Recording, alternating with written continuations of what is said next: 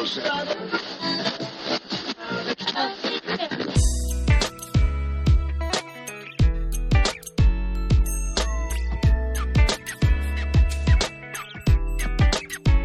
everybody. I'm your host, Todd Conklin, and this is the Pre-Accident Podcast.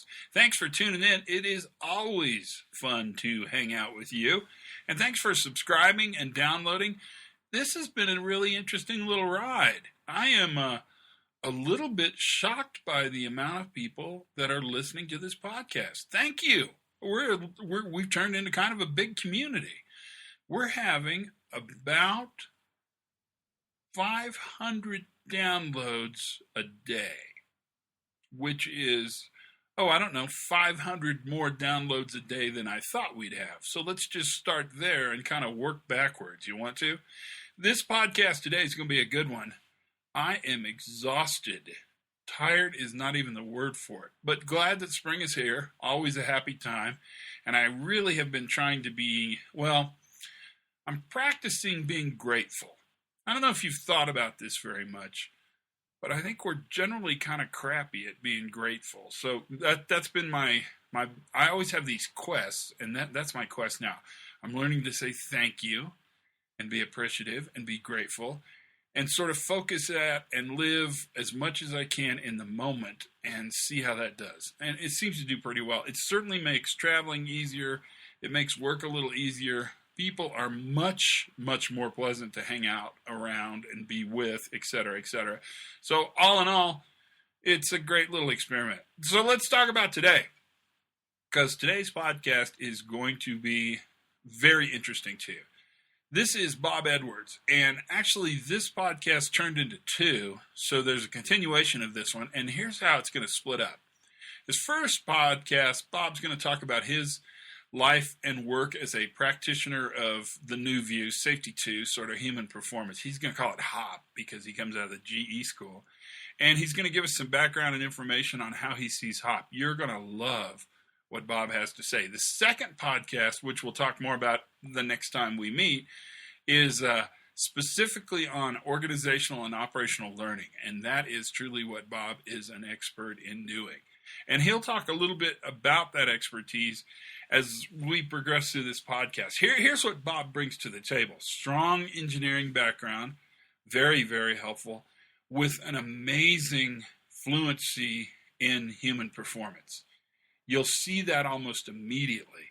But what I think you'll take out of this is a real appreciation for organizational safety and an appreciation for how a person from the operations side of the house can really speak with an authority about how this safety works and about what workers do that maybe the theoretic side of the house wouldn't have.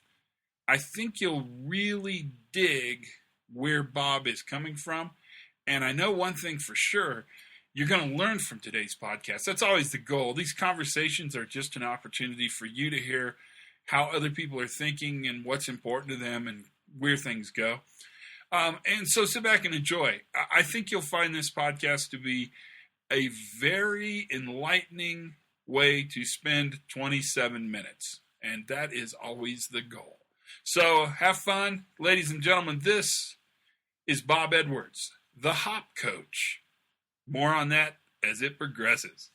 So the good news is we get a chance to do this entirely again because humans are fallible. Even the best make mistakes. And if you're going to erase one, you might as well erase one. I mean, Well, it's a good test to see if we can actually do this twice, right? So Bob Edwards, the HOP coach. That's your nom de plume, yeah? Yes. Your nom de safety differently is the HOP coach. Right. Tell us about yourself. Why do people need to know you? And I think they really ought to know you. Well, so my background is I started in the Army. I was in the military for a few years, and then I went to college and became an engineer. So I've been in general industry since 1989.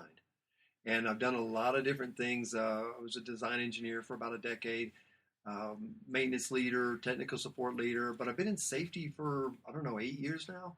And so I've been working for the past 16 years for a fairly big company. You may have heard of them. It's General Electric. I don't know if you Ever heard of them? Not familiar with them at all. Yeah, Are they're pretty big. what do they make? They've been Electric around. things? They make a bunch of stuff. Yeah. Okay. And so I was in their appliances division. Actually worked at a really amazing site called Roper Corporation in Lafayette, Georgia, making GE cooking appliances. So I just actually recently stepped out on my own to do more of this human performance coaching with more businesses. But I still do a lot of work with And GE. Roper's really interesting because it was known. It is kind of known as GE's highest performing, highest productivity. They're really good. Yeah, one of their best, and that's saying something in GE. Yeah, I mean, they make a really good product, cooking appliances, and they're a great place to work. And like I said, I've been there about 16 years. So about 3 years ago, I had been in safety for a while, and I like it. I mean, I really enjoy everything that I've done. But we were at a safety presentation that we do, where all the managers, plant managers, and safety guys were presenting how their year has gone around the topic of safety. And someone that's now become a very dear friend is Lisa Brooks was there. And she was listening to our story at Roper and what we do there, and could sense that we were maybe a little frustrated. We wanted to do something different. And she said, "Have you ever heard of Todd Conklin or of human and organizational performance?" Well, we had not. But she told us just sort of the 5-minute elevator speech on it, and we're like, this sounds interesting to us. And so I think within a couple of months, they had you there. It was 3 years ago. They had you there to actually train us and teach us the fundamentals of human and organizational performance. I guess a lot of companies call it HP. We call it HOP. right, or the new view, or safety differently. Yeah, I mean, there's lots of names yep, for it. Yep. And so during this process, you introduced us to this notion of learning, operationally learning teams. And so we started at our site really getting more interested in understanding more about the complexity of failure and how important it is to bring people together that are close to the event in a more meaningful way when you're trying to make things better. So when you were first introduced to this, what'd you think? I mean, first of all, did you buy it right off the start? Oh, yeah. So right off the bat, I was 100% on board. Yep. Liar. So Liars. He's a liar. So here's where I was at. I was that firm, fair, and consistent, kind of guy that if it seemed like a violation to me, it was a violation, and that was kind of where I was at. Matter of fact, I hate to admit this, but a lot of times when I walk out into operations as a safety guy, they'd kind of get on the radio and go, "Oh, Fox in the hen house, here goes that safety guy," right? And so when I was first introduced to this, I was concerned that it was not work, right? That it wasn't the right way to look at stuff. And so we actually had an event. You remember we had an event as a near miss. But then hold on, you were a hardcore enforcement guy? Yeah. Firm, fair, and consistent. That was me. Did it work for you? Well, it seemed to work okay, except the reality is that I was not really learning how things. Well, I didn't really know all that was going on. I wasn't learning. I was just trying to enforce compliance. And I'm now at a point where I'm like, okay, compliance is important, but it doesn't necessarily even mean that you're safe. But all this has been a journey for me, right? Right, for sure. So it didn't happen overnight. And as a matter of fact, it happened where I started to shift my thinking around this was when you were there training us. I liked the philosophy and everything, but I was concerned because I was that guy that was out there looking to catch people doing stuff wrong. But I did it with passion. I mean, I meant well. I thought I was doing the right thing. But I think that's pretty important to talk about because, I mean, your intent was exactly that, to make the world a better place, right, and to be firm, fair, right, and consistent. Right. I mean, those are good things, kind of. Yeah. I mean, sort of. Yeah. But I can also tell you that I'd reached a point where I didn't like walking up on people doing work because they were nervous about me even being there because I'm the safety guy, right? Yeah, that's bad. Yeah, There's so nothing good about that. And so then when we were introduced to this new way of thinking about this, it started to click a little bit, and then we had an event happen. While you were there training us, we had a near miss that involved a fork truck driver loading a trailer who had loaded the trailer completely, and in order to put the last 6 product on, last row, if you will, he has to take the dock plate down and then so he doesn't drive onto the truck, but he drives up to it and sets that last 6 on, so we have a full trailer. Otherwise, the dock plate gets hung up underneath the product sometimes, and it's a mess. So that's our procedure, and that's how he normally does it, and it actually works fine normally. But on this particular day, I think it was maybe in week 2 that you did like a 2-week session there with us, bunch of training. Right. Because there's no place more fun than Lafayette, Georgia on a weekend. That's exactly right. Good God. In the middle of nowhere. You guys had I didn't even think you had a Subway then. That was a new thing. We had a Subway. Yeah, it was only open 3 days a week, but no. So what happened is there was some kind of a quality hold or misscan or something, and they asked the driver to come back and pull the stuff back off the trailer.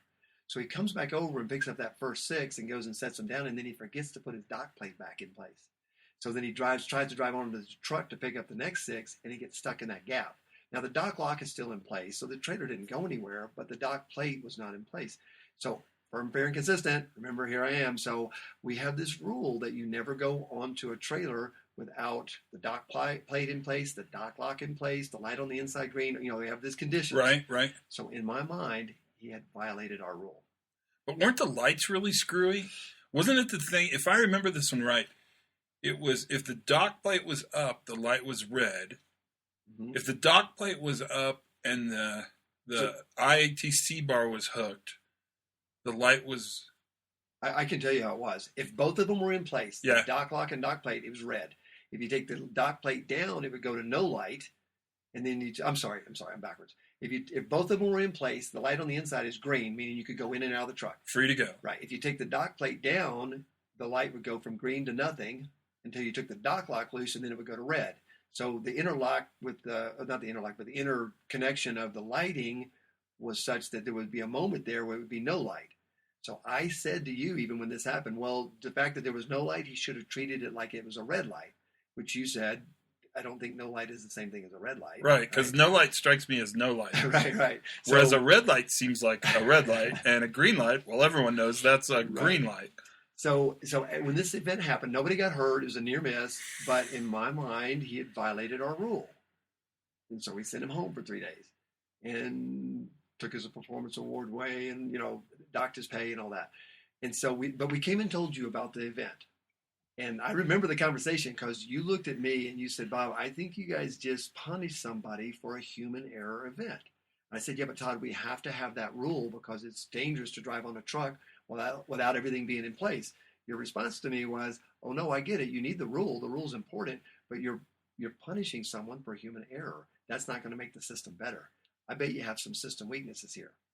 So you asked me, you said, are you willing to learn? Right. Yeah, okay. Okay, so far so good. I mean, it would be really rude of me to say, no, Todd, I'm not willing to learn. Right? And so you said, let's do this thing called a learning team. Let's bring together the guys that know a lot about this, and let's find out really how complex the work is. So we had to bring him back in off of his 3 days off, and because we need him there. You told us that right off the bat. You got to have the guy that was close to it that actually did it. Well, you have to include the worker, right?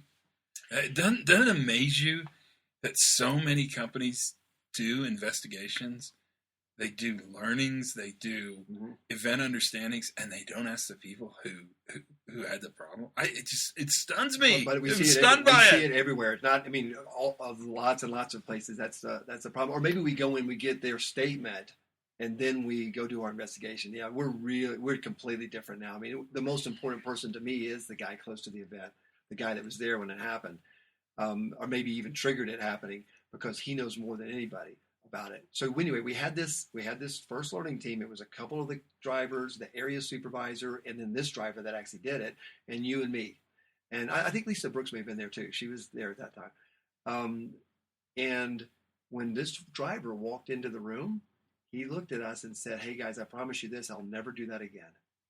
I remember your response. You said, I appreciate your sincerity, but I don't know that you can promise me that because I don't think you intended to do that. Yeah. So to set the tone that this is not about blame, we're not looking for you to always remember and never forget. We want you to tell us about your work. And then he explained this complexity of what he does every day. Now, in my mind, I've been there 16 years. I think I know a lot. Maintenance leader, technical support leader, design engineer, safety guy, right? I'm thinking he goes out there, loads trucks every day, He does the dock plate, the dock lock, and he knows what to do, and he failed to do what he knows what to do. When he explained the complexity of his work, we realized, wow, this is actually kind of an error trap, if you will. This could easily happen again. Expecting him to always remember doesn't make that system any better. And so this was our exposure, right? This was to this operational learning instead of more of an investigation approach. It was more of a, hey, let's learn how this really happened. And so then when we realized that we had punished somebody for human error, my plant manager and you and I mean, we talked about this, right? The EHS manager there, we said, normally we might just say, okay, we were wrong here, so from this day forward, we'll treat this thing different. Scott Oswald, the plant manager, he said, no, this is a good time to start changing right now. So, I mean, it's amazing, right? He was willing to undo something that we had just done. So he said, let's tell this story of how we thought this was violation, but in fact it was error, how we did this learning team and we learned about the complexity of the work, and let's undo what we did to this guy. We gave him his money back. We took it off his... God, that's amazing. Oh, yeah, we took it off of his record. Did the earth collapse and a gap in the The solar angels began system? to sing. Yeah, that's right. Imagine, this is a plant manager walking discipline back. God, imagine the maturity and the guts and that's just, I mean, and they can do it. They totally can do it. You can always walk punishment back, but to have somebody actually do it is remarkable. Right. And that was really the beginning. 3 years ago, that was 3.5 now. That was the beginning of our HOP, our human performance journey, and this whole desire that we've built into our site now to operationally learn and make and respond instead of react when things happen. Wow, that's amazing. That's amazing. So, what was it about human performance, about the new view, Safety 2? What was it that attracted you? So several things. The more I realized that there's value in learning, there's a ton of value in learning, that people fundamentally come to work to do work and do a good job, that the system needs to probably be improved, and the best way to improve the system is to include the workers. So it's better collaboration. The solution sets that we're seeing from this better collaboration, by not being so focused on blame, but way more interested in, and really not even being that surprised by error. I mean, we've changed a lot of our thinking around error at the sites that I work with and that I've been involved with. We used to be sort of surprised by it. Now we're like, well, this is actually kind of normal. Errors just happens, right? Because we're humans. Oh, yeah. And then bringing those guys close to the event into a really meaningful conversation and saying, hey, guys, we need you. But what was it about operational learning, the learning part of human performance, or the new view, the learning part of the new view, that became so attractive to you? Because, I mean, I don't know if you know this, because probably no one tells you this, but I, without a doubt, on the safety side, I don't know if there's anybody better in the world right now as it relates to deep dive understanding of safety learning, of operational learning. I mean, you've taken it to a level that's remarkable. Why? I mean, what did you see there that others didn't see? What did you see there that Decker didn't see, or what did you see that Tony Mashara didn't see? I mean, I hate to do that, but I don't. I mean, they know way more than I do. I just what happened for me is this notion of okay, it's not a simple failure like I thought it was, and so I've been learning from all you guys, Decker, and you and all. I mean, I've been reading your work and studying this stuff. But then when I go out, I'm a practitioner, right? So I go out and actually do this stuff. And when I bring these guys into this conversation, and I realize, wow, what I thought was sort of a linear path to failure, or sort of 5 whys kind of look at stuff, right, where this cause and effect thing happened, really maybe isn't anywhere close to that. Why'd you screw up? Why'd you screw up? Why'd you screw up? Right. Why'd you screw up? Instead of that, it's much more about all of the complexity of the work. It's actually kind of messy, but it's really interesting, and I like to learn. So when I realized that I should be learning a whole lot more instead of making decisions and fixing stuff, I need to be more interested in learning. And the best way to learn is the guys that are close to the event. They're going to know stuff that I'll never know unless I ask them. In your mind, and you use these words a lot, is there a difference between the word learning and the word discovery? Yeah, I think there is. There is for me. So in order for me to learn, I I sort of need someone to teach me or show me, or I mean, that's in my mind, that's kind of learning. So I learn from the guys that are close to the work. When we do this event learning stuff, they're teaching me as a coach. So I'm there learning from them. And then as a group, we really discover how this happened. And it's actually kind of exciting and fun when you look at, we call it the wall of discovery. As we take flip charts and write down all the stuff that we're learning, a couple of things happen. I'm just really asking questions and learning. That's my goal as a coach. I'm not fixing. I'm not allowing them to fix initially. We just want to learn. But then as the team, they even learn from each other. So sometimes they think they all know what each other does. But in reality, there's peer-to-peer learning that happens when we do this. And then this notion of discovery is, here we have this wall covered with this flip charts with learning and all the things that came together. And we start to see in the discovery mode how things coupled and came together. And I hate to use the term, but sort of sometimes a perfect storm of things came together. A lot of them aren't even normal hazards and risks as we would see them in our JSAs and our hazard assessments. Oh, almost always, right? Yeah. Because if we had identified it in the JSA, we probably would have programmed the system, changed the organization, mitigated the hazard. Right. I mean, the things that hurt people are almost never the hazards we identify. That's a little scary because we do all this hazard assessment, right? And, and we need to do them. I'm not against them. I think we should continue to do hazard assessments and JSAs and all that kind of stuff. They help. But the more I do this, the more I realize that's actually only a piece of what causes bad things to happen is hazards and risks. A lot of it's just kind of normal stuff that's going on out there every day. Well, Decker talks about the difference between restorative and retribution. Restoration and retribution. So restorative justice versus retributive justice. In fact, the podcast a couple before you, he talked a lot about that when he talks about just culture. In a way, Bob, what you're doing with your operational learning emphasis is the restorative side of that. I mean, so when Decker talks about restorative justice, and the example he uses is South Africa after apartheid, right, or Martin Luther King. Those are incredible examples of restorative justice, but also so's Bob Edwards and a learning team on a hand cut.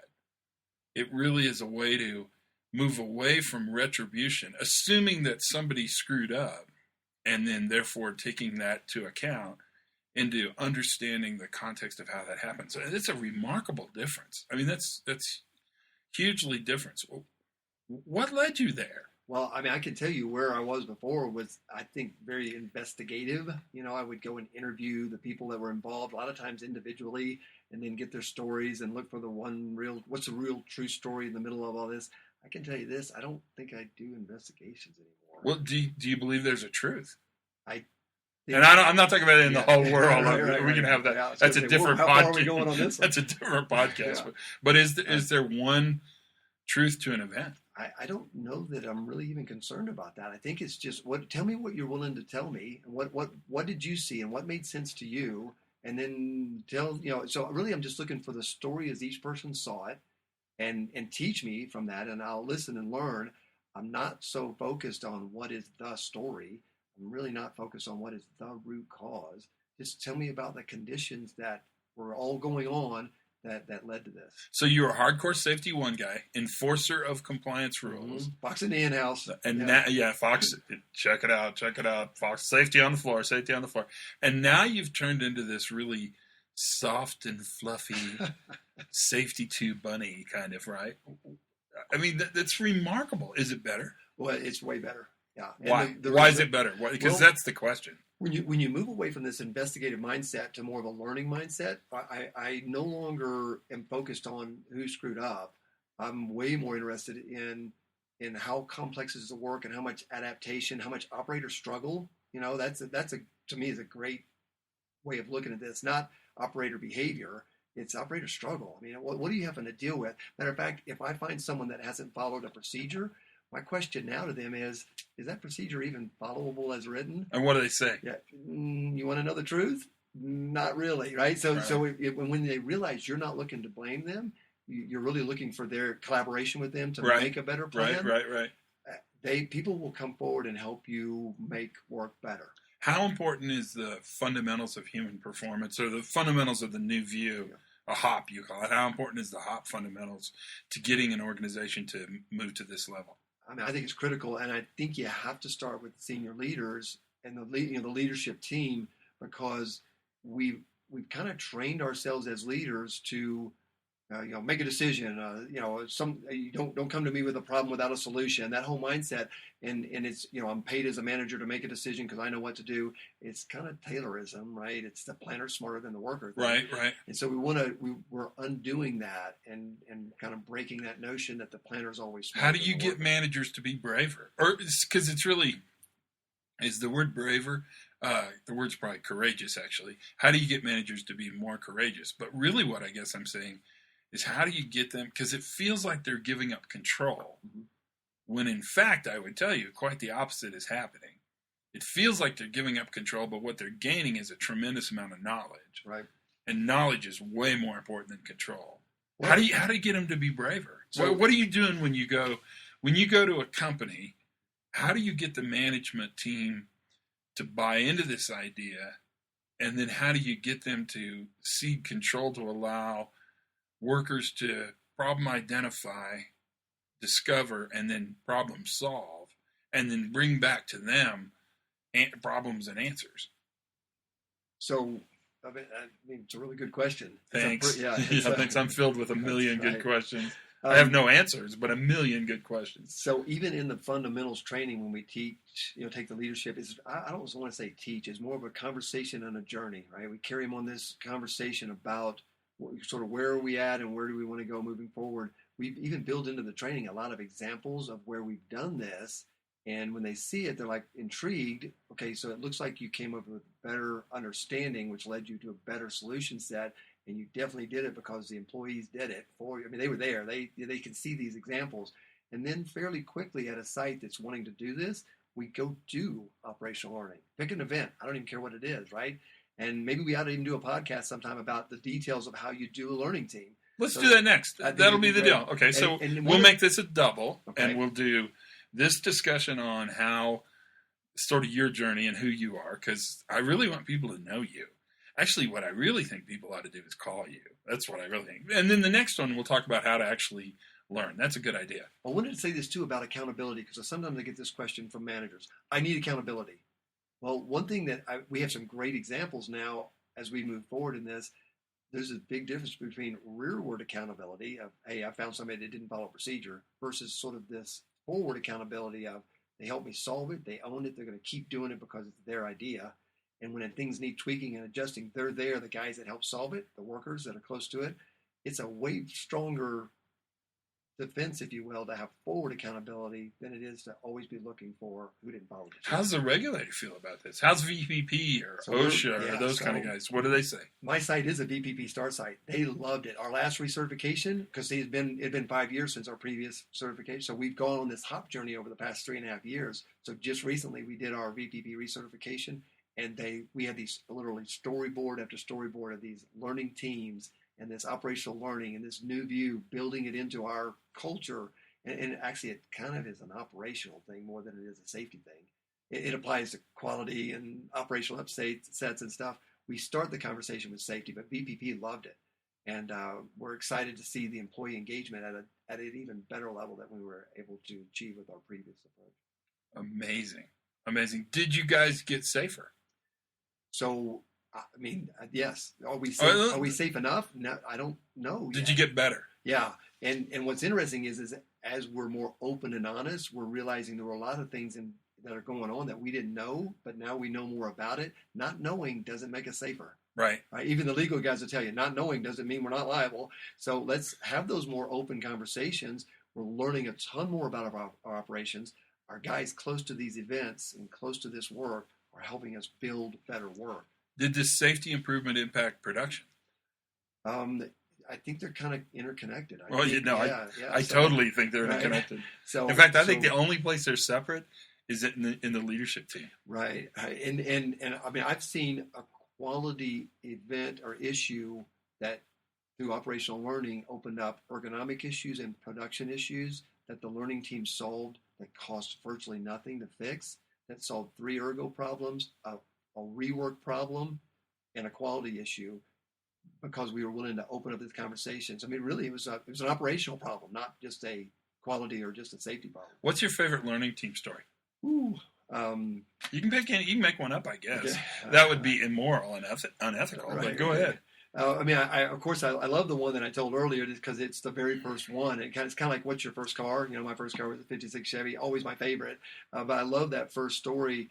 But I mean, there's a ton of them. I love the stories where the employees are a little doubtful that we're going to listen to them, but then we do, and then they solve it. And like we had a traffic problem on line 0, which is one of our lines there. It's a lean model line actually, but a ton of traffic issues out there. And we had tried sort of the traditional ways of fixing it through industrial engineering and lean kind of approaches. And we were not very successful at making the traffic better out there. And so when we brought the workers together and let them solve it, it was brilliant. And just a couple of sessions, we'll talk, when we talk more about learning teams, we can share more about it, but they really came up with a solution set, and it's a bus route that made it much, much better. They owned it, and they solved something that we as leaders had not been able to solve. So that's pretty cool. So if I have a company and I'm on this journey, I'm really pushing towards this new view, can I call you? Yeah, absolutely. And if I call you, what can you do for me? So what we tend to do that works well. And this we is you, right? Well, yeah, that's right. Well, I mean, you do this too, so you're the one that introduced me to all this. But yeah, so what I do is I come in and I do a fundamentals. Get the leadership and the change agents, get them grounded in the fundamentals. So let's do some fundamental classes, and then let's do operational learning. So that gives them something to do with what they just learned. And so it's kind of cool because if you're like me, you need to be able to put it in practice. The philosophy and the theory and stuff is super helpful. It helps us think differently, change the way, and kind of challenges some of our paradigms, some of these notions that we have that we've been super focused on certain things that may actually be driving not what we really want. Right. And so that helps us. And then let's go do operational learning. And my goal with anybody that I work with is to build in the confidence, capacity, advocacy, if you will, Right. At the site or within the business so that they can carry this forward. Because you and I both know there's a lot of people that are wanting to do this, but there's a need for people in the businesses to get good at this. And especially I think companies that have done a pretty good job getting the word out. So they've done a pretty good job with fundamentals. The managers have read the books and they're starting to talk, and the fluency, the language is starting to really be the language of this kind of new view, the different way of forming safety. You really can come in and sort of provide the next step and build on that excitement, rekindle old fires and stoke up continuing fires and get them to that next level. Yeah, they can get some real traction with this, which is fun, and we can do it around safety or quality or wherever their need is, really. And we've done operational learning around things that weren't safety related at all. If you could give one piece of advice to a safety manager, a production manager, if you could give one piece of advice, what would it be?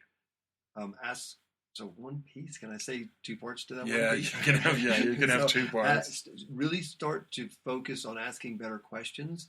Not what were you thinking? Why did you do that? But tell me about your work, and really include in a meaningful way the worker, the guy that's close to it. Listen to him and understand that he probably came to work. He most likely came to work to get work done. Holy crap, you're smart.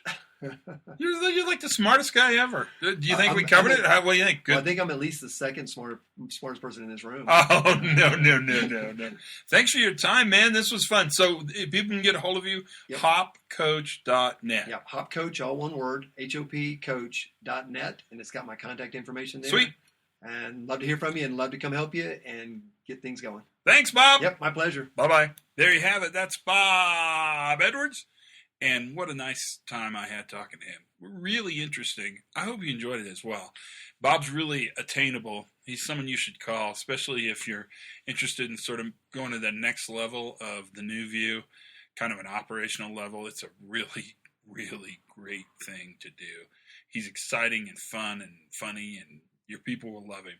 Thanks for the day, and as always, thanks for listening. Subscribe, please. Keep doing it. The numbers seem to matter. I'm not sure to whom, but they matter. And as always, I invite you to have fun every day Keep learning. That's really important. And for goodness sakes, be safe.